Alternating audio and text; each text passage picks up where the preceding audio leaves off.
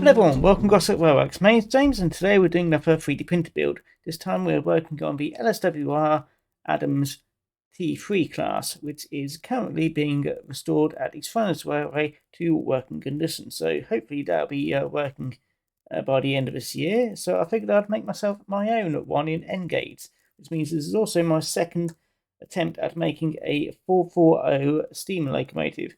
But this time I'm using a old Ferris Pool 440 chassis because it's the only other 440 we have available. But remoted it with a, let me just get the name correct here, let me just look it up. It's a Tramback Freak. Hopefully I pronounced that right. It sounds German, but apparently it is UK based. I'll put the name up just down below. One of their motors, which is just here, one of their motor kits for the Ferris Pool chassis, and it does seem to be fitted quite well. I haven't finished putting it all together because I need to get the glue for that. Then I'll just need to glue this in here, then solder this wire to the pickup down here, and this wire to the pickup over here, and then also solder this back over there because I cut that off because it annoyed me. But yeah, that's the main work for the chassis. Let's pop that over here so it's out of the way, and then we just need to do work on the actual body. Don't mind the missing footstep that kind of broke off. In fact, it didn't break off, it didn't print at all, which is annoying, but that I can fix by making one in plasticard, so that's not too much of an issue. But yeah, some reason my printer doesn't like doing buffers, and sometimes likes missing off footsteps. Very annoying. And it does it at random, so I have no idea what the actual issue is. So yeah, because this was printed right next door to my Q class kit, my Q class, and yeah, it has the same side of a buffer which doesn't like printing, and yeah, that's annoying. But anyway, easy fix. Just use some milliput and it's all sorted and looks quite nice. But yeah, the other things that we need to do is add some handrails, then paint it, add numbers, and then it's all done. Same with the tender. The tender, however, did have to do some slight difference in the 3D design. In fact, I had to lengthen it. This is how long it's meant to be. This is how long it needs to be to fit the tender body here, or the tender chassis here. Because otherwise it's missing an awful long chunk and it looks weird with a big gap in the middle. So just to make it look right, I lengthened it by about 8mm, and it doesn't look half bad. It does look like it should roughly go together. I know it's not quite correct, but it looks the part. Unfortunately, there's not much I can do with the back of the chassis sticking out the back there. Unfortunately, there's not many options I've got for 440 chassis. The only other one was the Dapol Schools class, and that wouldn't have worked whatsoever because, yeah, you remember what my SECR E-class looked like. So this is my alternative. And I actually do like this alternative because the motor's in the actual loco itself, so all the weight is there. Nothing in the tender because there's nothing really need to be in there. May put the decoder in there at some point. And all the weight's over here. And I can probably put a bit more weight in the actual body. There's a little bit of gap up top here.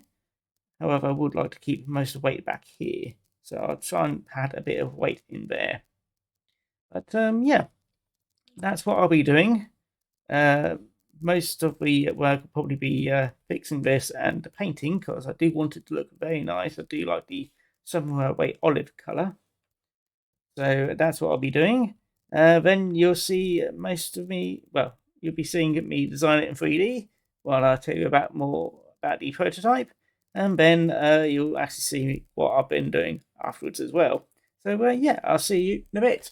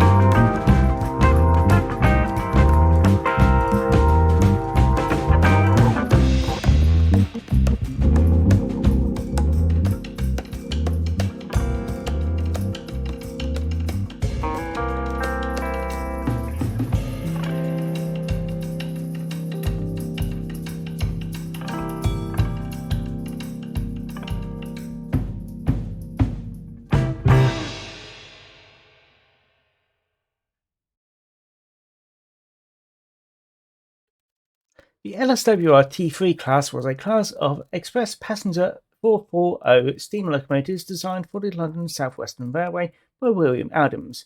20 were constructed between 1892 and 1893. The first 20 locomotives were built with 7-foot 1-inch driving wheels and were designated Class X2. But upon their completion, Adams introduced a class of very similar locomotives, the T3 class, with longer smoke boxes, smaller bogie wheels, and driving wheels with a reduced diameter of 6 foot 7 inches. Adams chose the smaller sized wheels as the locomotives were intended for use on the undulating lines west of Salisbury. However, upon completion of the class by 1893, some were sent to major depots on the Bournemouth line, as well as those on the Salisbury-Exeter route. Drummond gradually replaced the elegant stovepipe chimneys with one of his own design, but as these and other minor modifications took place under Drummond's care, the T3s were being displaced by more modern designs, such as his T9 class. A few T3s were sent west of Exeter, where they were particularly successful. During the First World War, these T3s, like all of Adams' locomotives, were in much demand and all survived to be taken into Southern Railway stock in 1923. With the spread of electrification in the 1920s and 1930s, a surplus of light passenger locomotives on the LSWR and Southern was building up and withdrawals of the T3s commenced, with all but 3 going by the end of 1933. Number 557 went in 1936, 571 in 1943, and the last, 563, was retired in August 1945 and was set aside for preservation, at which point it had run 1.5 million miles. On 30th of March 2017, number 563 was transferred to the Swanage Railway Trust with a full restoration programme currently underway, with a target of returning 563 to operation in 2023.